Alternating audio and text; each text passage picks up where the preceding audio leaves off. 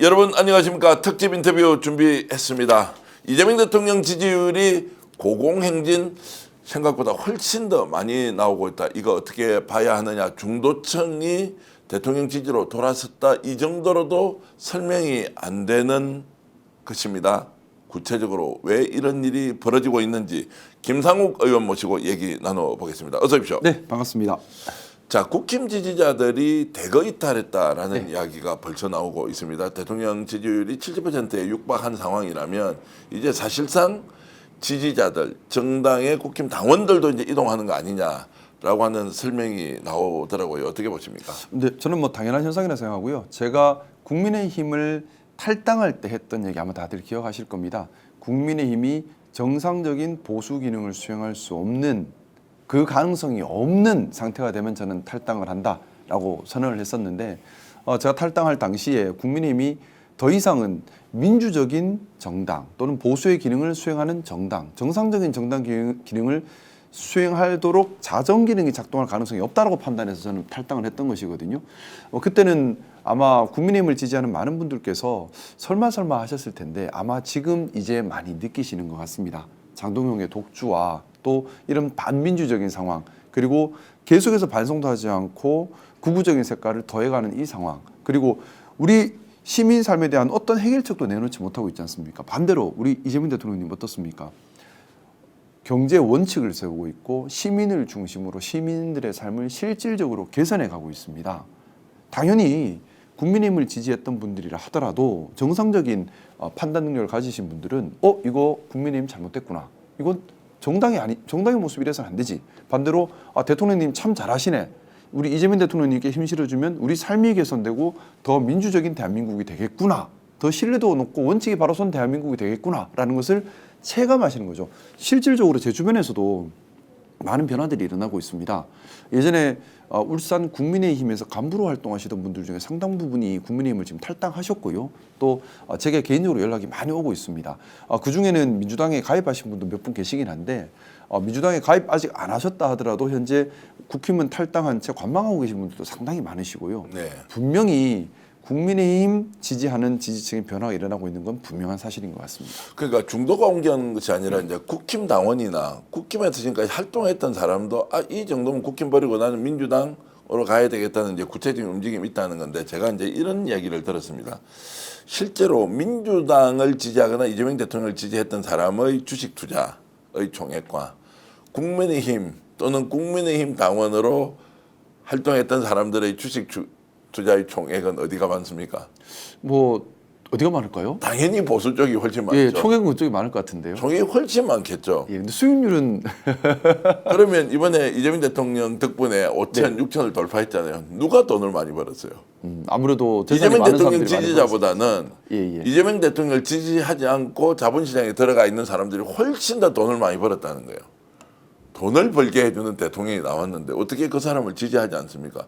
국가의 부를 늘리지만 동시에 투자자 개인한테도 그런 이익이 구체적으로 돌아간다고 했을 때 그런 체감하는 것은 저 사람 원래 빨갱이야, 공산당이야, 전체주의 세력이야 이러는 것과 이재명 대통령의 정책적 일관성을 가지고 결국 투자자들이 반응하는 것, 그 투자의 성향으로 보면 민주당보다는 국힘 쪽의 사람들이 훨씬 더 많다고 봤을 때 이동이 자연스러울 수 있다 이런 생각까지 이제 할 수 있는 거고요. 근데 이 부분에서 우리가 좀 주의해야 될 점이 있다고 생각합니다. 뭐냐면요, 지금 우리는 지금 우리 시대적 사명을 생각해야 합니다. 우리의 시대적 사명은 국민의힘이라는 반민주 정당, 보수의 기능도 진보의 기능도 어떤 기능도 지금 하지 않고 있는 기득권 카르텔, 이걸 역사의 뒤안길로 이제 없애버려야 합니다. 이번 6.3 지방선거가 그 기회가 되어야 되는 겁니다. 국민의힘을 없애는 제일 좋은 방법은 국민의힘의 지지 기반을 없애는 것이고 국민의힘을 지지하는 국민들이 이제 더 이상 많지 않게 만드는 거거든요. 그래서 국민의힘의 지지 기반이었던 영남에서 이번 6.3 지방선거를 통해서 그 지지 기반이 우리 민주당이 다 좀 가져오는 게 국민의힘을 역사의 뒤안길로 보내는 가장 직격인 방법이죠. 그래서 반드시 영남 선거가 이겨야 하고요. 또 하나 우리가 주의해야 될 점이 하나 있습니다. 지금 우리가 새롭게 중도 또는 국민의힘을 지지하시던 분들 중에 합리적인 세력들이 우리 민주당을 지지하시기 위해 많이들 들어오시지 않습니까?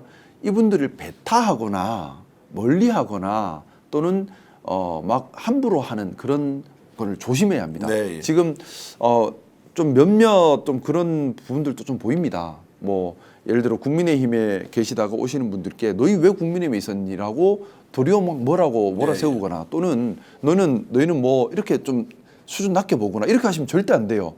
다 이유가 있었던 분들이고 중요한 것은 우리가 수권 정당으로 더 힘 있는 정당으로 가기 위해서 합리적인 보수, 합리적인 판단 능력을 가지고 있는 사람들, 이분들 합리적인 보수가 나쁜 사람들이 아닙니다. 사회 원칙을 지키려고 했던 사람이고 우리 헌정 질서를 지키려고 하는 가치를 추구하는 사람들이에요. 그런 사람들은 소중한 사람들입니다.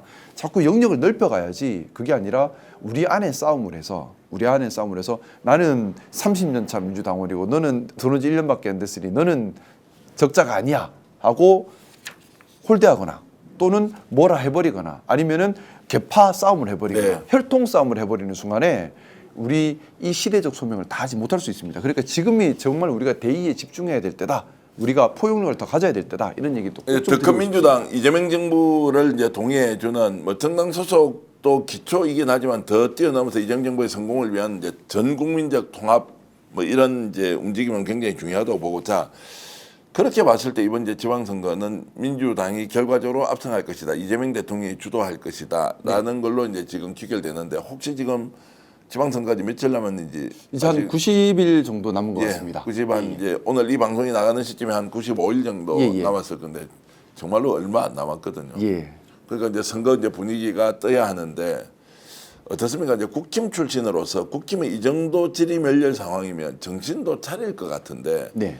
아예 정치인을 못 차리고 더 지금 나락으로 빠져 들어가고 있지 않습니까? 그 원인은 뭐라고 봅니까? 선거 앞두면 어쨌든 뭔가 개혁적인 중도 확장 노선을 펼쳐야 하는데 그것조차도 하지 않는다. 사심 정치가 원인입니다. 뭐냐 하면 자리 욕심, 자리 싸움, 내 정치적 세력 확대 이것만 생각하는 정치가 국힘에 너무 뿌리 깊게 있다 보니까 지금도 사심 정치를 하는 겁니다. 뭐냐면 장동혁 대표는 지방선거 승패에 큰 관심이 없습니다. 제가 보기에는요. 본인 말로는 지방선거 승리를 위해서 최고의 전략을 선택하고 있다. 겉으로 하는 말이고요. 예. 제가 볼 때는 장동혁의 사심 정치 또 국민의힘 정치인들의 사심 정치의 결과물이 이런 기괴한 상황을 만들어내고 있는 거예요. 그래서 반성도 안 하고 자정 기능도 없이 계속 가는 것이고요. 장동혁의 최대 목적은 어떻게든 국민의힘을 자기 색깔로 완벽하게 장악하는 겁니다. 지방선거 지더라도 국민의힘만 장악하면 이걸 바탕으로 다음에 또 도약할 수 있다는 생각을 하는 사람이고요. 장동혁은 상당히 머리 좋은 사람입니다. 대의가 없고 옳고 그름에 대한 판단이 없다 뿐인 것이지 잔계사는 정말 빠른 사람이고 지금 국민의힘 원내 의원들이 장동혁한테 제대로 대적을 못하고 친한게도 결국에는 쫓겨나 버렸지 않습니까? 또 지난 의원총회 때도 사실은 장동혁의 짜놓은 틀에서 국민의힘이 제대로 국민의힘 의원들이 제대로 대항도 못하고 끌려가 버렸잖아요. 장동혁 머리 좋은 사람이에요. 그런 면에서는요. 장동혁은 지금 지방선거 결과를 이미 예측하고 있을 것이고요. 그걸 토대로 도리어 당을 더 완벽하게 장악할 수 있다라는 기대를 가지고 있을 겁니다. 자 그러면은 이제 지금 지방선거 예측을 한다는 것은 본인이 참패할 수밖에 없다는 걸 알고 있고 참패하더라도 자신이 대표 자리에서 쫓겨나지 않는다라는 확신도 있고 그 참패에 대한 책임은 어떻게 집니까? 참패에 대한 책임이 의미가 없는 거죠. 참패에 대한 책임을 결국에는 뭐 예를 들어 한동훈이 등판하면 한동훈한테 몰아버릴 것이고요. 그리고 다른 쪽에서 충분히 찾을 수 있습니다. 제일 중요한 것은 우리 국민의힘 지지자분들께 좀 말씀드리고 싶은 부분입니다. 국민의힘의 의사결정은 지금 고성국 또 뭐 전환길, 뭐 정광훈 또 통일교 이런 극단화된 극우 세력들 또는 극단화된 기득권 세력들이 당원들의 다수를 차지하면서 의사결정을 좌우하고 있습니다. 네. 그렇기 때문에 합리적인 내가 정말 나라를 사랑하고 나라를 지키고 원칙을 지키고 품위를 지키겠다는 보수주의자들 입장에서는 용납할 수 없는 상황입니다. 아니, 그 길에 그 계속 사람들도- 같이 하실 이유가 없어요. 근데 그 사람들도 실제 선거에서 이겨야 된다는 목표 그래야 사심도 반영이 될 거 아니에요. 이겨야 뭐 사심이든 공심이든 생기지. 근데 그게 조금 더 길게 보면 우리 예전에 히틀러가 독일을 장악할 때 어떻게 했었습니까? 당부터 장악합니다. 예. 당을 장악하고 그 이후에 상대가 실수하기를 기다리고 분열을 기다린 후에 그 다음 단계로 들어가거든요. 지금 마가 세력이 공화당을 장악할 때도 보면 처음에 공화당 자체를 장악하는 데 집중했습니다. 네. 지금 우리나라의 극우 세력들은 국민의힘이라는 당은 자체를 장악하는 데 집중하고 있습니다. 네. 그렇기 때문에 지방선거 승패에 사실 뭐 국민의힘 입장에서는 지방선거에서 광역단체 한두 개 더 얻고 잃고가 뭐가 그렇게 중요하겠습니까? 네. 큰 의미가 없다고 보는 거죠. 국힘만 먹으면 예. 자산도 특히나 2천억이 넘는데. 장동혁 대표 입장에서는 더더욱 그렇죠. 예. 장동혁 대표 입장에서는 본인을 대표로 옹립해주고 대표로 지켜줄 수 있는 극단화된 극우적 성향을 가진 당원들이 더 늘어나고 더 힘있게 뭉쳐서 자기를 지켜주는 게 더 중요하다고 생각합니다. 근데 장동혁 대표가 이제 그 당선되고 난 뒤에 한 20만에서 30만 명 정도의 당원들이 늘어서 이제 국힘도 110만 명 당원 시대를 열었다라고 하는 이 지금 일종의 집중이라고 해야 됩니까? 이제 그 집단적인 이제 당원 증가 뭐 이런 것들은 어떻게 보세요? 그 20만 30만 명이라면 이게 적은 숫자가 아닌데. 양쪽이 지금 국민의힘 안에서 그래서 헤게모니 싸움이 벌어지고 있는 것 같습니다. 네. 뭐냐 하면은 장동혁은 극우적인 예를 들어 뭐 그 고성국 TV나 이쪽에 구독자들을 최대한 당원들로 모아서 자신의 세력을 강화시키려고 노력을 하고 있고 극우 유튜버들은 그 노력에 부응하면서 본인이 입당하면서 자신의 구독자들을 다 같이 데리고 입당을 하려고 시도를 하는 거잖아요. 그러면서 당원이 늘어나는 부분이 있고요. 또 반면에 국민의힘의 양 중심 세력 중에 하나가 토호 세력이 있죠. 토호 세력들 입장에서는 늘 당대표가 바지 사장이기를 원해요. 자기들이 실권을 가지고 자기 기득권을 안 건드리고 바지 사장이기를 원하는데 장동혁은 반대로 실권자 중에서도 독재적이고 권위적인 완벽한 그런 권한을 다 누리려고 하니까 본인들 입장에서는 이거에 저항을 하고 싶어 하거든요.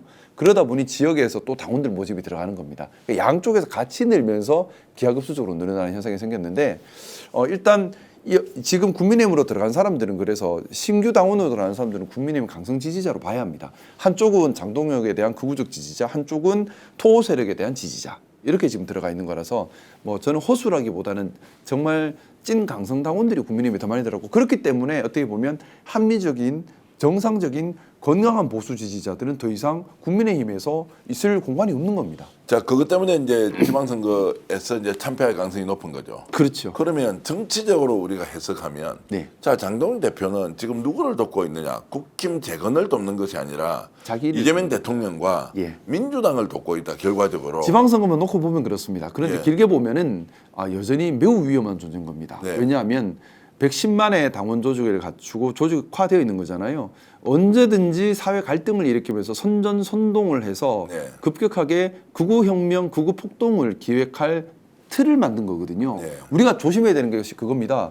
지금 극우라는 세력들은 극우폭동, 극우혁명을 꿈꾸는 세력입니다. 12.3 내란이 대표적인 극우폭동, 극우혁명입니다. 네. 보수라고 하는 것은 헌정질서와 민주주의를 지키고 사회 틀과 안정을 지키는 거죠. 통합을 지키고. 그래서 정반대에 있는 거예요. 지금 장동혁을 중심으로 뭉치는 극우적인 세력들은 지금 전한길도 하는 얘기들을 보면 계속해서 극우폭동을 선동하는 얘기들을 합니다. 정상적인 사회 변혁을 얘기하려고 하는 것이 아닙니다. 자, 그러면 여기가 110만의 조직, 나치당이 극우폭동을 했던 단체지 않습니까? 네. 그러다 보니까 다수 국민들과 소통하는 것보다는 단단한 조직력으로 뭉치는 걸 더 선호하는 겁니다. 근데 이거 모든 폭동과 혁명은 그런 소수화된 조직화된 극단화된 세력에서 이루어지는 경우들이 많거든요. 예를 들어 소련도 예전에 볼셰비키 혁명이 볼셰비키가 다수가 아니잖아요. 소수거든요. 소수지만 강력하게 조직화돼 있었고 선동에 취약했고 선동에 따라서 극단적인 행동을 하면서 사회를 뒤엎었던 겁니다.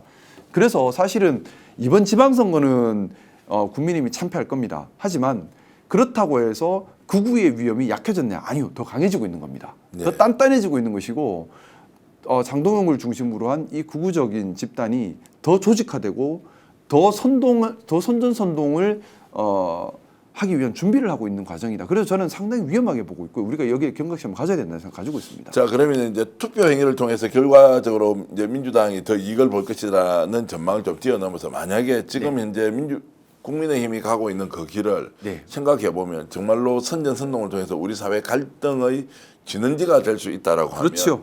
오히려 그 정당을 해체시켜야 한다는 해체시켜야 운동으로 지방선거의 맞습니다. 테마를 좀 바꿔야 한다는 저는 그 생각을- 생각입니다. 그래서 단순히 지금 근데 위원정당 해산으로 들어갔을 때는 법리적 리스크도 있고 정치적 리스크도 있고 또 어쨌든 현재 국민의힘을 지지하는 국민들이 적지 않습니다. 우리 지난 대선 때 김문수를 지지했던 또 개혁신당을 지지했던 표를 합치면 엄청나거든요. 이 상황에서 법으로 강제적으로 해산하는 건 부담이 분명히 있을 겁니다. 하지만 정치적인 우리 국민들께서 정치적 결단으로 정치적 해산을 사망 선고를 하시는 거는 충분히 가능한 건데 그게 이번 6.3 지방선거라고 생각합니다. 그렇기 때문에 이번 6.3 지방선거에서 국민의힘의 지역 기반을 완전히 무너뜨려야 되거든요. 왜냐하면 국민의힘은 이제 매우 위험한 세력이 되었습니다. 네.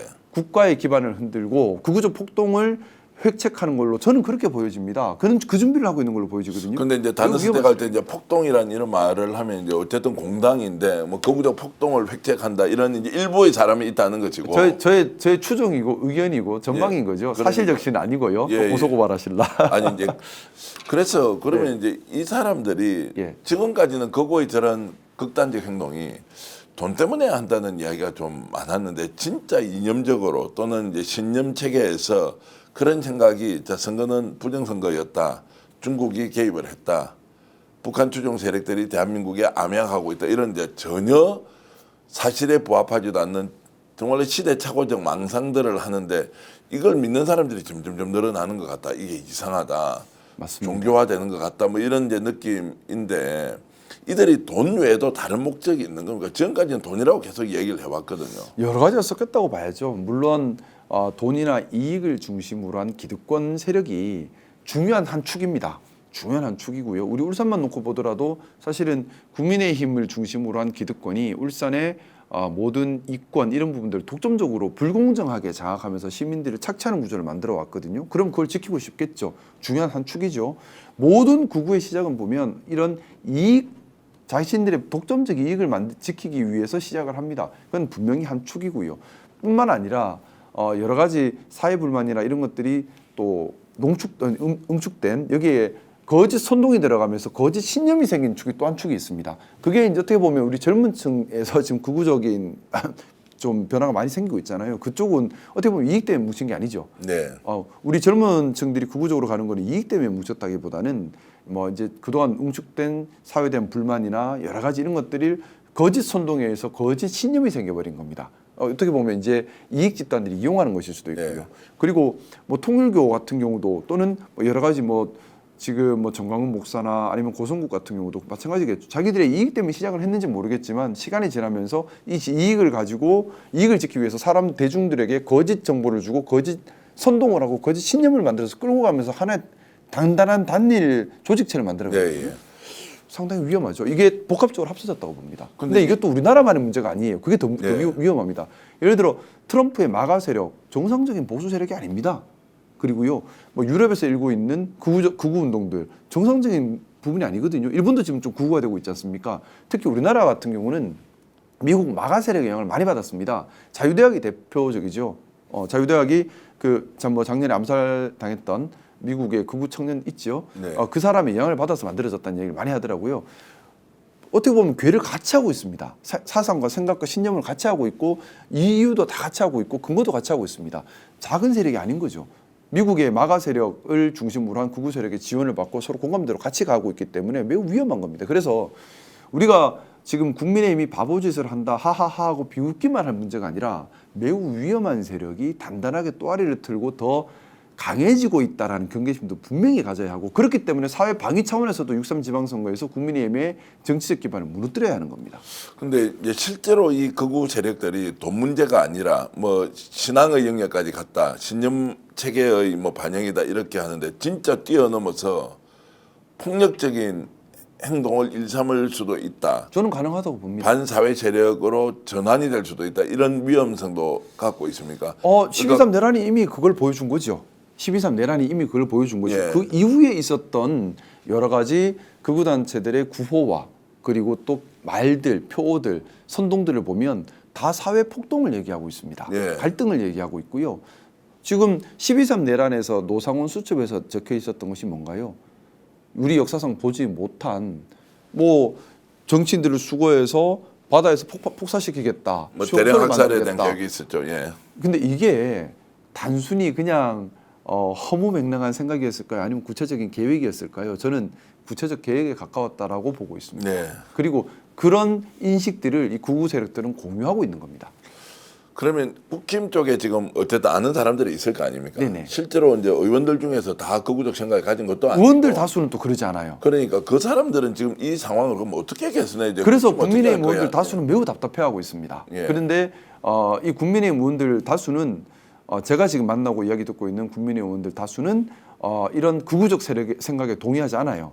그러니까 극우적 생각에 동의하는 국민의힘 국회의원들 수가 많지는 않습니다. 그런데 이 극우적 생각에 동의하는 국민의힘 국회의원들이 당의 지도부가 돼버린 거죠. 네. 그리고 다수의 좀 동의하지 않는 국민의힘 국회의원들은 여기에 저항할 힘이 없고 저항할 의지가 없다는 게 문제입니다. 지금 만나고 계신 또는 서로 소통하는 의원들이 좀 있습니까? 예, 있습니다. 국민의힘 몇 명 정도 있습니까? 국민의힘 뭐 한 100, 지금 107명입니까? 그 예, 정도 그 정도 될 되죠. 건데. 예. 그래도 한 절반 정도는 사적으로 소통을 하고 있습니까? 예, 예. 근데 오히려 국힘 떠났으니까 배신자 프레임을 가지고 야 김상훈 이제 만날 사람 아닌데 이렇게 불편하게 안 하면 그러니까 공식적으로는 저를 만나는 걸 불편해하죠. 왜냐하면 예. 당에서 또 공격받으니까. 네. 근데 사적으로는 뭐 개인적으로 통화도 하고 얘기도 호영호재하고 뭐 선배님 예, 뭐 그런 이렇게 것도 이렇게 하고 있는데 예, 예. 그러면 그 분들이 지금 실제로 장경익 체제에 대해서 네. 뭐 말을 불만이 못하는 많죠. 거는 말을 못하는 거는 둘째치고 뭐 대책이 있어야 될 거 아니에요. 그분도 정치하면 다음에 총선에서 어떤 식으로든 평가를 받아야 할 텐데. 중요한 것은 정치인이라면 자신이 생각하는 대의, 그 대의를 지키려고 하는 공심, 또 진정성 이것이 다 응축돼서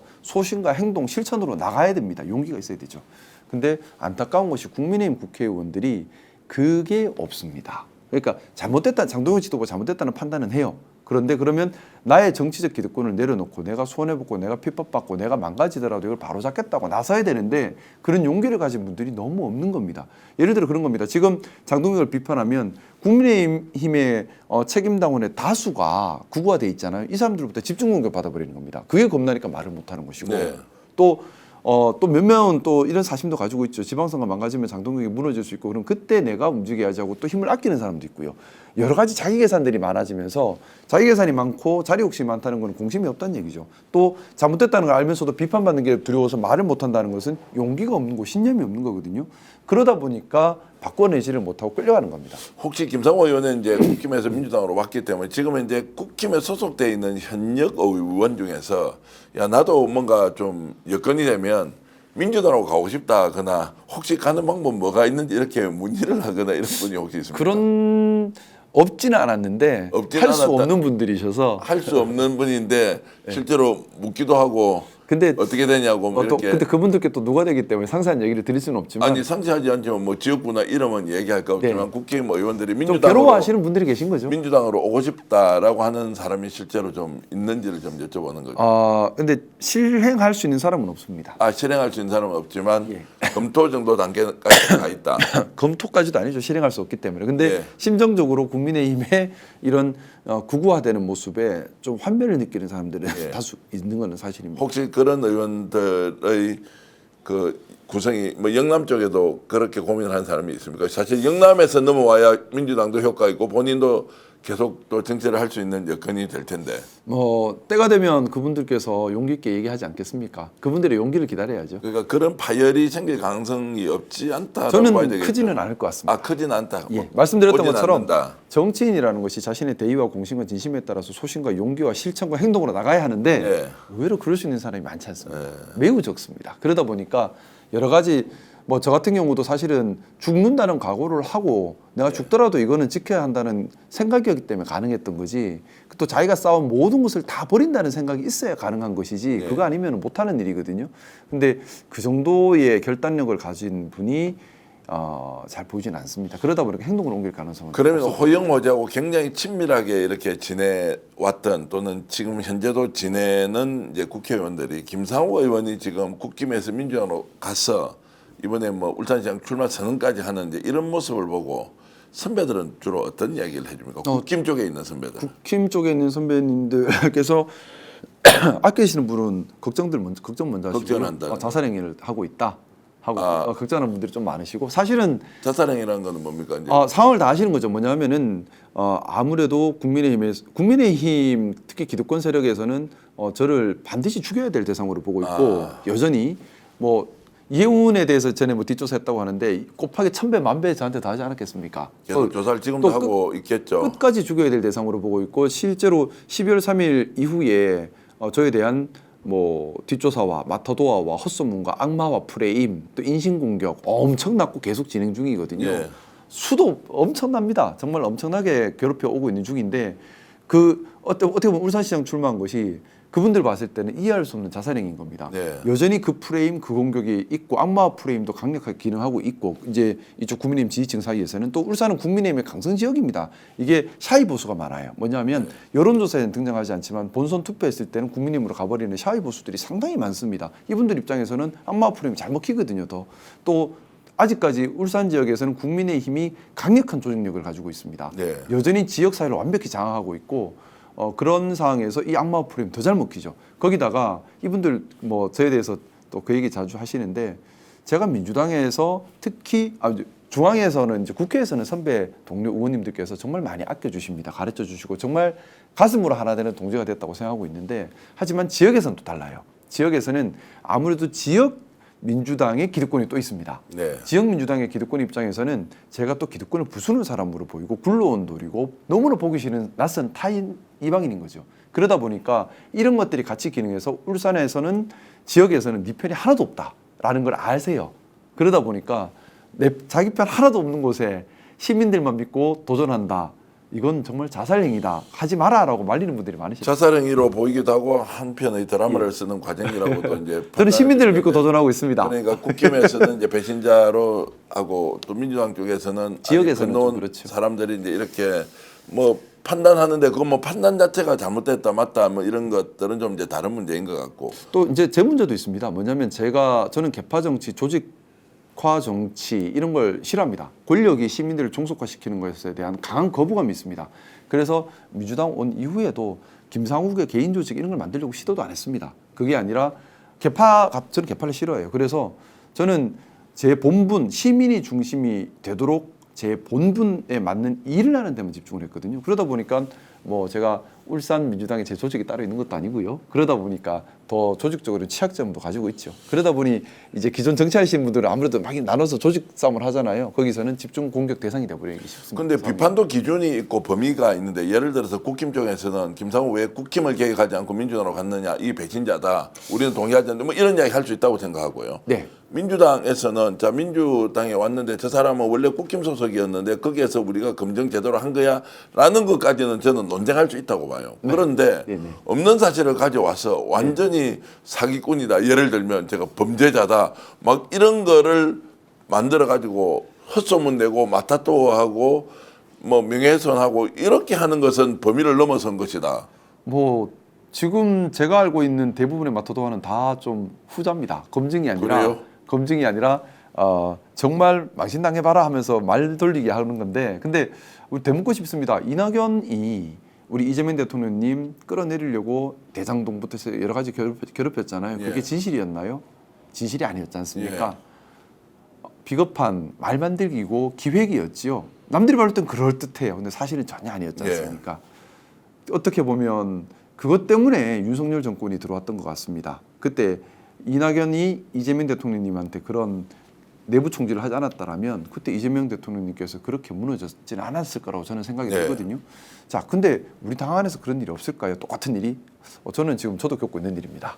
근데 뭐 국힘에서 공격을 한다. 국힘에서 공격은 도리어 이제 좀 식상하죠. 왜냐하면 1년 반째 계속 이어지고 있는 똑같은 예. 레퍼토리입니다. 똑같은 레퍼토리인데 뭐 배신자 공격은 사실은 국민의힘 원내에서 저한테 그렇게 하시는 분은 별로 네. 없으세요. 왜냐하면 제가 얼마나 치열하게 국민의힘을 바로잡고자 싸웠는지 알고 계시기 때문에 원내에서는 그런 비판이 없는데 그걸 보지 못한 원외 바깥쪽에서는 자꾸 그런 프레임을 들고 오려고 하는 것 같고요.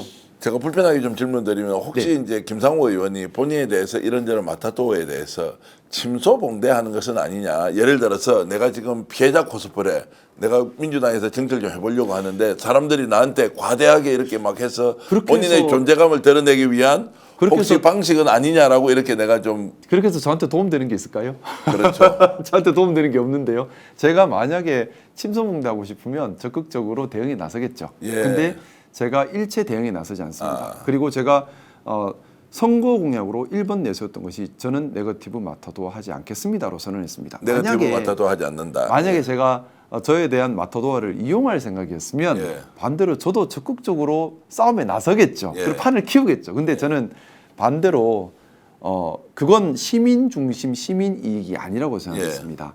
정치인의 모든 판단은 시민 중심 시민 이익이어야 합니다. 그러면 선거에서 등장하는 네거티브와 마타도어는 시민들에게 어떤 이익도 되지 않습니다.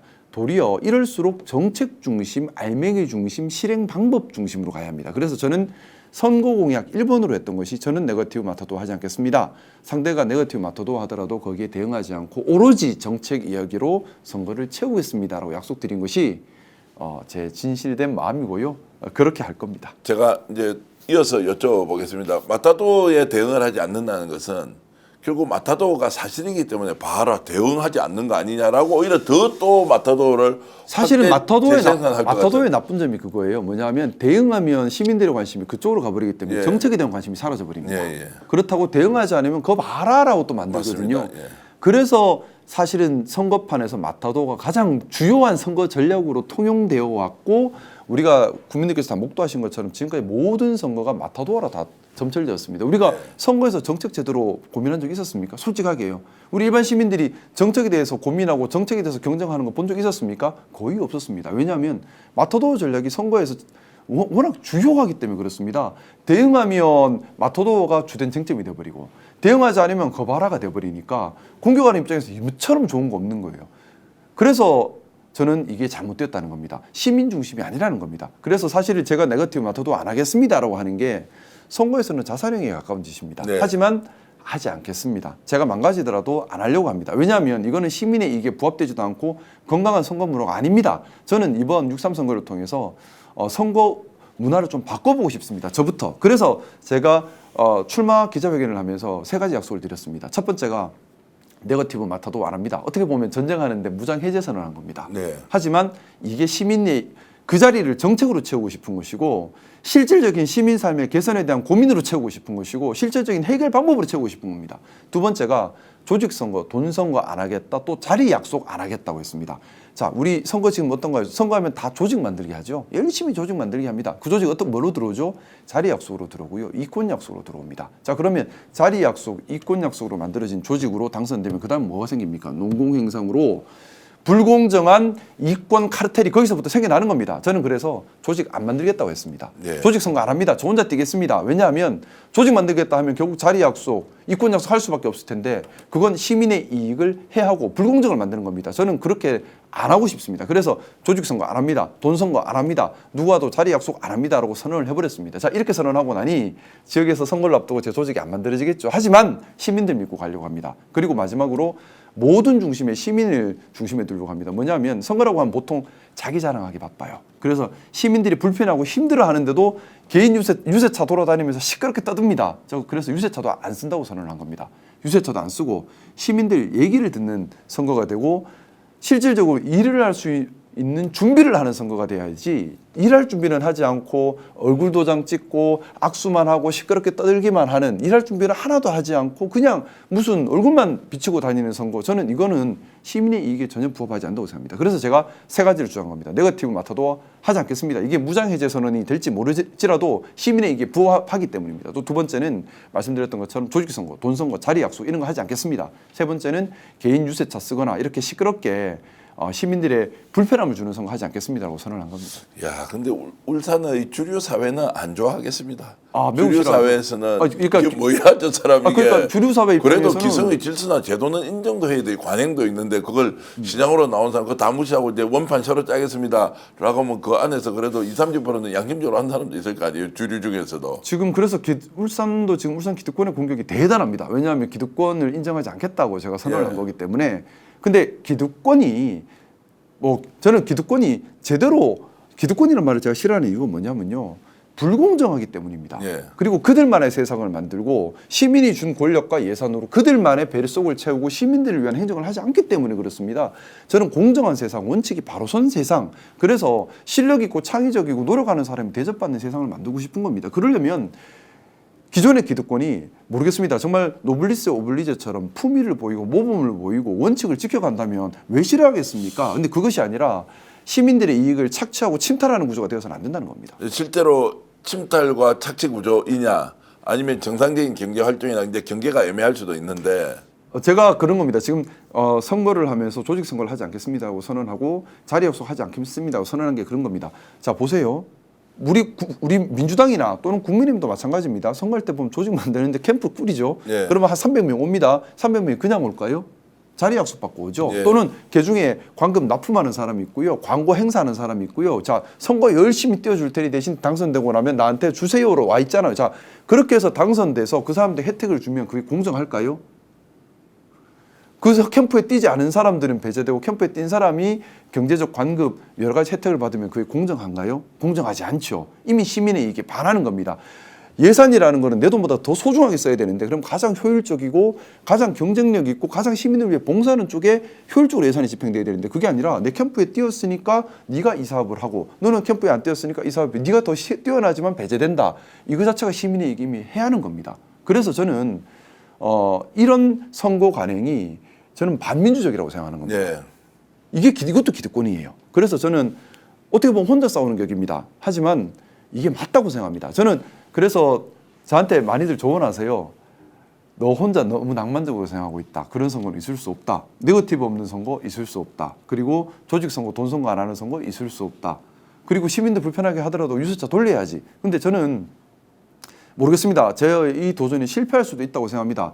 또 이 과정에서 제가 망가질 수도 있다고 생각합니다. 하지만 이게 옳기 때문에 하려고 하는 겁니다. 시민들을 믿고 해보려고 합니다. 저는 이제 낭만적으로는 보이지 않고요. 이제 그걸 혼자 다 감당하려고 하면 와 얼마나 힘이 들는데 마타도에는 대응을 하지 않아. 그리고 기득권하고는 손잡지 않아. 예.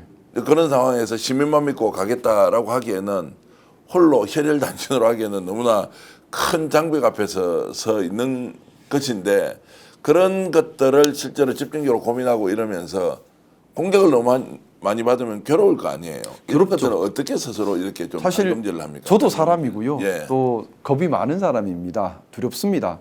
근데 어떻게 보면 제가 지금 울산시장 도전하는 것 자체가 바보짓일 수 있습니다. 말씀드렸던 것처럼 아직 국회의원 임기 남아 있습니다. 그리고 뭐 제가 제일 편한 길을 만약에 선택하라면 뭐 예를 들어 국회의원 하면서 8월 달에 뭐 최고위원 선거 도전해서 네. 막내로라도 어떻게 최고위원 되고 당 지도부가 된 이후에 그다음 공천 때에 우리 민주당 지지 세력가 강한 지역으로 공천을 넣어서 국회의원을 이어가면 좋죠. 또 저 입장에서는 그럼 리스크가 많이 없는 길입니다. 하지만 이 길은 리스크 가득한 길이죠. 네. 된다는 보장도 없고요. 울산 선거는 어려운 선거입니다. 민주당이 하나로 뭉쳐야 하고 진보당과 단일화가 되어야만 하는데 진보당과 단일화가 될지 안 될지도 알 수 없습니다. 진보당과 단일화가 안 되면 일단 무조건 지는 선거가 되는 게 울산입니다. 자, 그런데 리스크 가득하죠. 거기다가 온갖 악마 프레임이 다 걸려 있죠. 마토도어가 1년 넘어 지독하게 도운 곳입니다. 거기다가 뭐 민주당 울산 지역의 민주당이 뭐 저를 지지해 준다. 우리 당원들은 저를 많이 지지하시는 것 같습니다. 하지만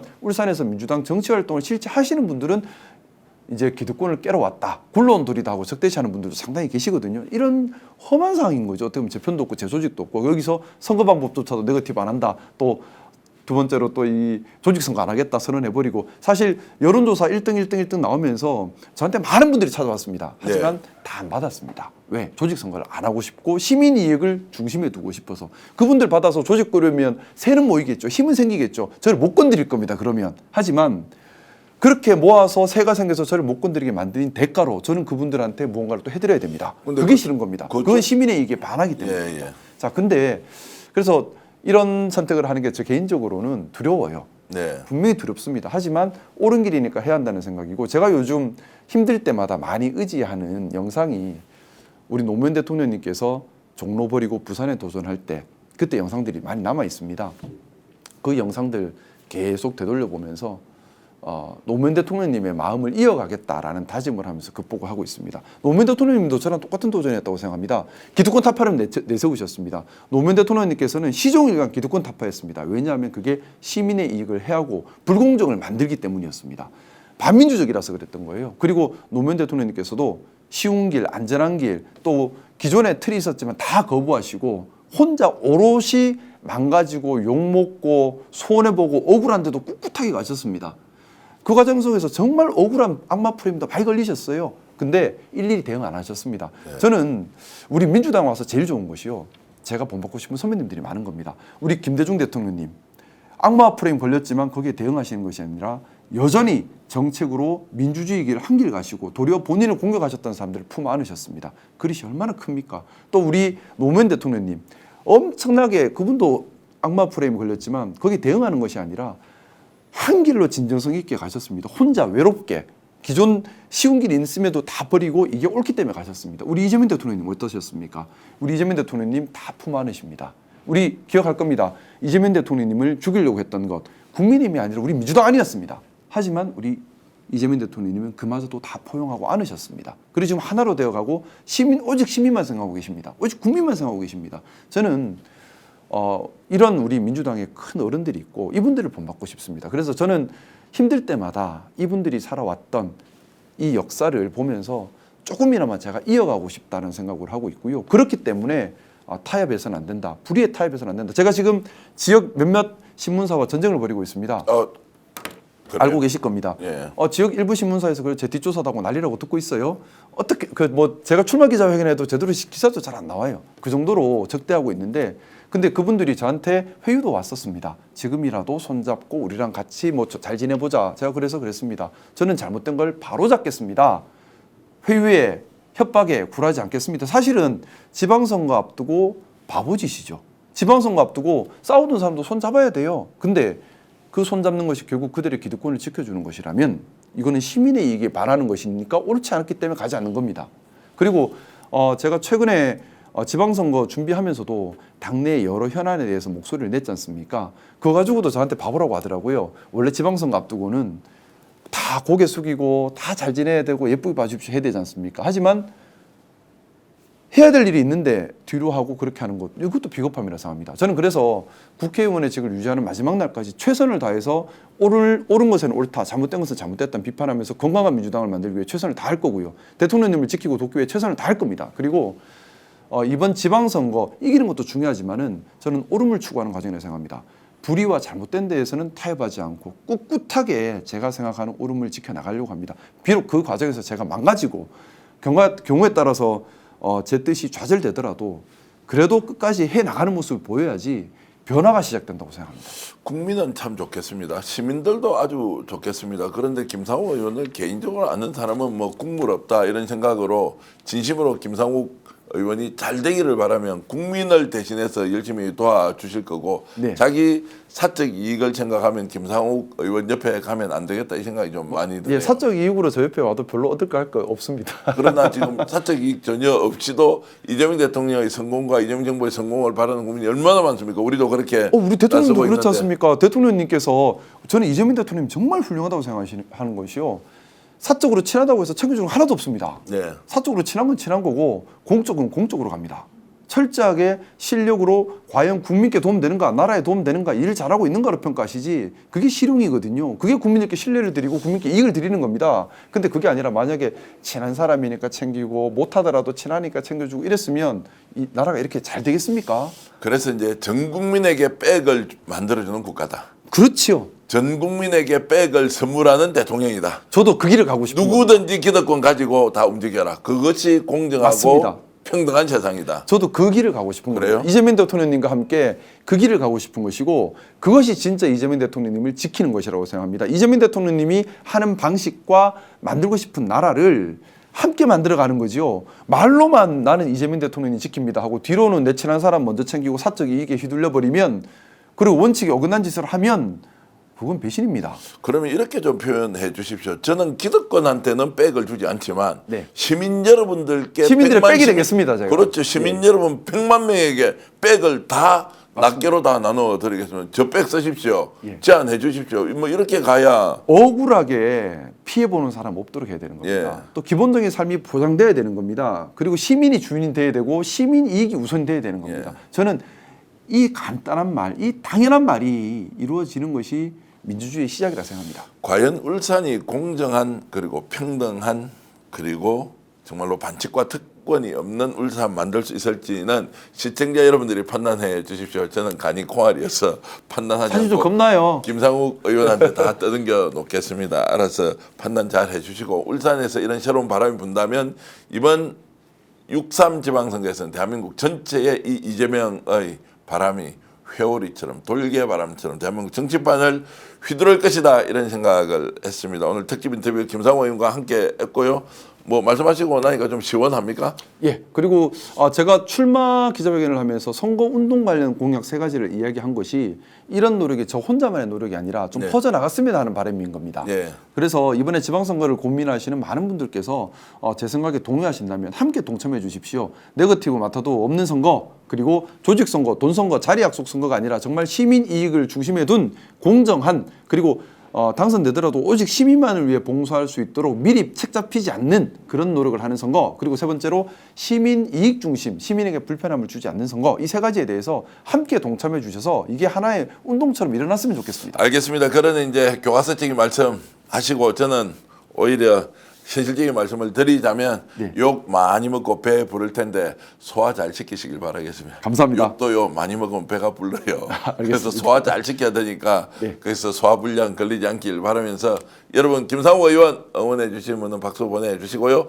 여전히 좀 더 관찰해야 하겠다는 분은 또 그렇게 지켜봐 주시면 고맙겠습니다. 함께 인사드리면서 오늘 특집 인터뷰 모두 마치겠습니다. 여러분 안녕히 계십시오. 유기농 밀가루로 만든 광화문달롱 쿠키 직접 수제 핸드메이드 하고요. 방부제도 안 들어가고요. 첨가제 같은 것도 안 들어가고 순수하게 유기농 밀가루로 다른 재료를 섞어서 하기 때문에 여러분 드셔보시면 아 건강한 쿠키다 이런 생각 드실 텐데요. 자 네이버에 스픽스 광화문달롱 치셔도 되고요. 스픽스 몰에 들어가시면 여러분들 맛있는 쿠키 건강하게 드실 수 있습니다. 친한 친구처럼 가족처럼 이렇게 스픽스 애청해 주셔서 감사히 말씀드립니다. 스픽스 구독, 좋아요는 더 큰 힘과 격려가 됩니다. 스픽스 구독, 좋아요.